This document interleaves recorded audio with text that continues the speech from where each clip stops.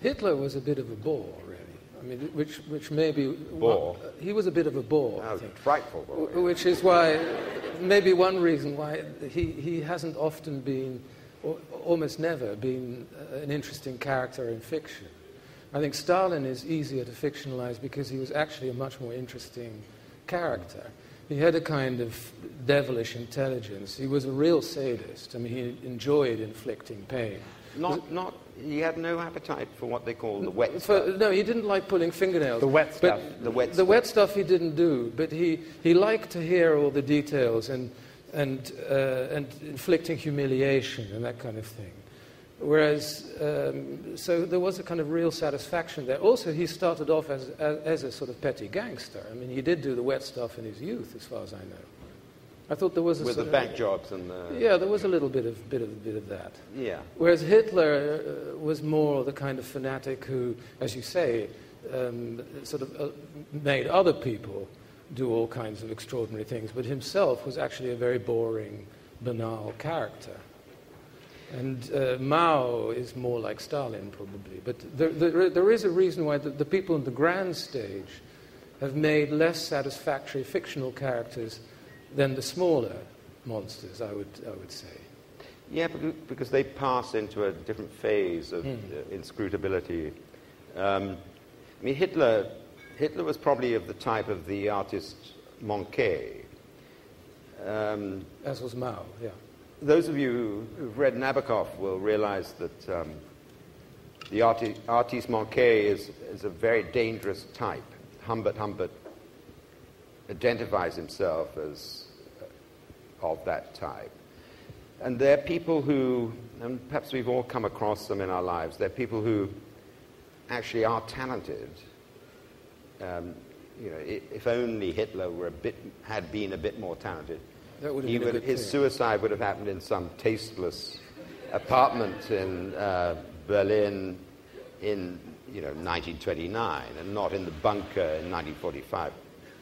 But the artiste Moncke is someone who has a lot of ingenuity that should be working itself out in art, but they bring those artistic nastinesses, devilish aptitudes to play in real life.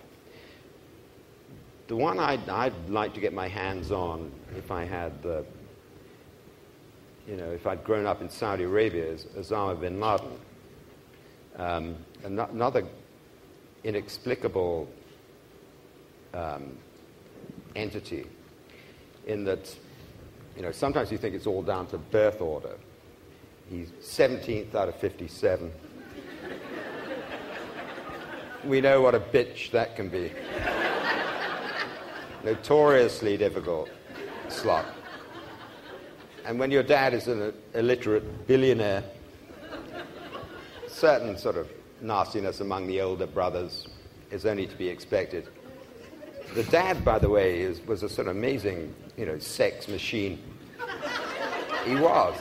He didn't just. He had the standing 4 wives that you're allowed, and a completely churning multitude of mistresses. And when it's piously said that you're allowed 4 wives, as the Prophet was, the ease of divorce in the Muslim world, where it's true in Leninist Russia, to get divorced, all you had to say was, "I divorce you," and had to put it on a postcard.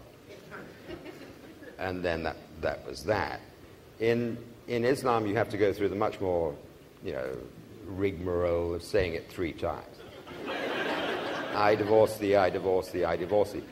Anyway, Osama's dad did a lot of saying that. In fact, her whole life might have been just a repeated tape saying, I divorce thee, I divorce thee. But the interesting thing about Osama, he's a self-created monster, in that if you look at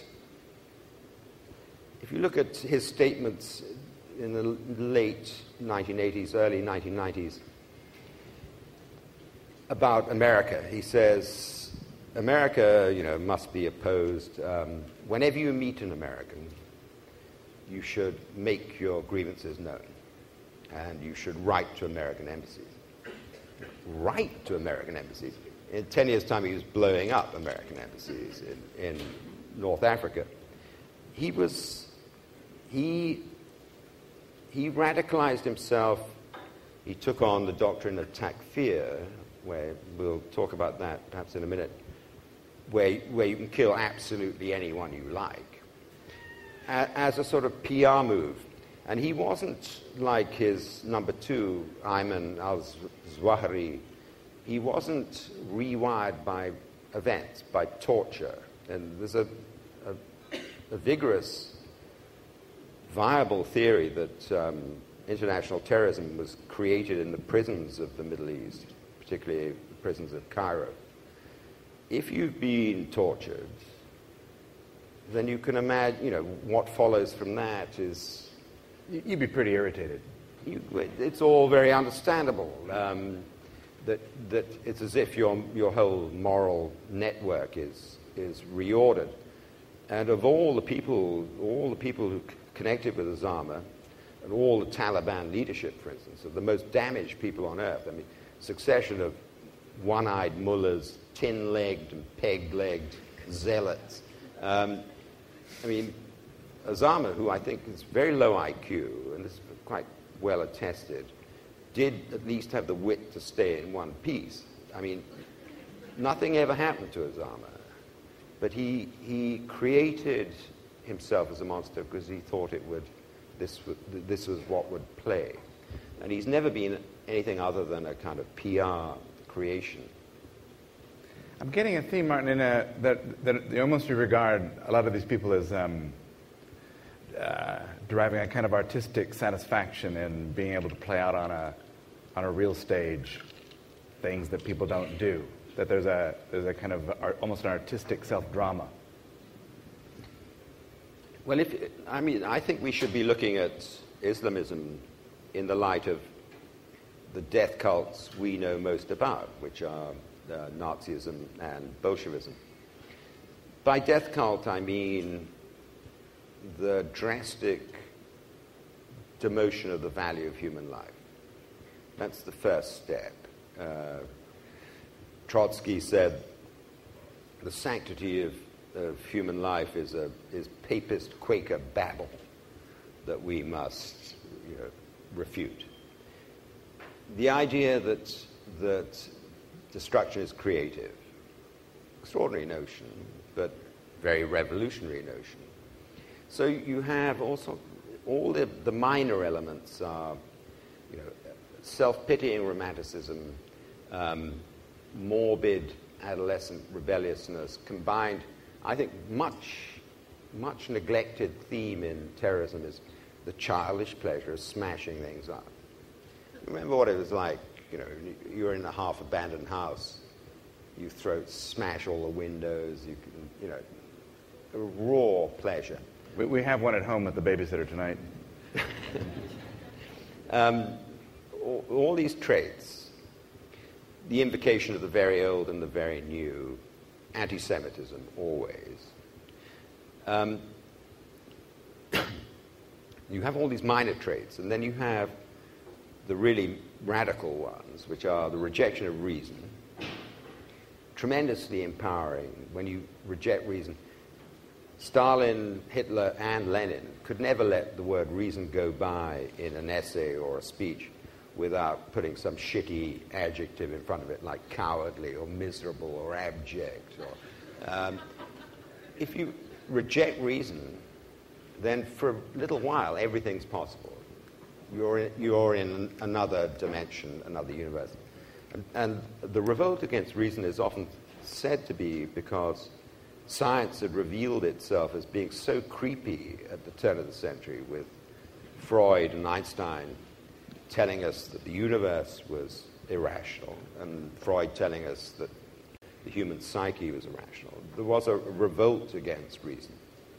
But when you revolt against reason, you also revolt against moral law, which is based on reason. And then everything is allowed. And it's very empowering for a bit. It gives the death cult its momentum, its escape velocity, and then it's off. It's around. It's launched. And then very soon, one of the Taliban's slogans is "Throw reason to the dogs." They chant that. I saw